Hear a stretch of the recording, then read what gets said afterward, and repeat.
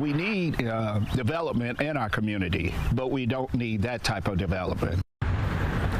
Fewer liquor stores. That is a battle some families and leaders in the St. Denis neighborhood say they will continue to fight and appeal to the city. Instead of these kinds of stores, the people requesting petition signatures want to recruit other shopping options and community resources. Wave News reporter Julia Richardson is live tonight to explain their approach to bettering their community out there. Julia.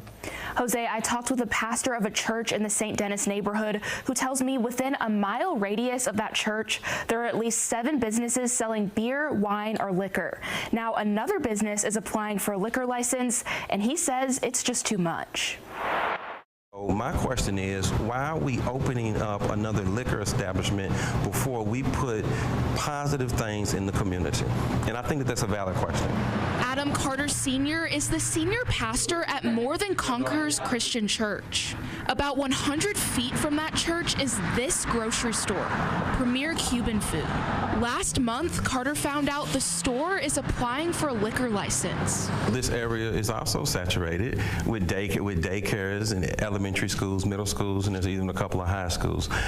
So once again, to add another liquor establishment is not what this area needs at this time. So Carter organized community meetings and started a petition against that liquor license, getting hundreds of signatures. He says while many neighbors are against the liquor license, others didn't even know that Premier Cuban Food had applied for one.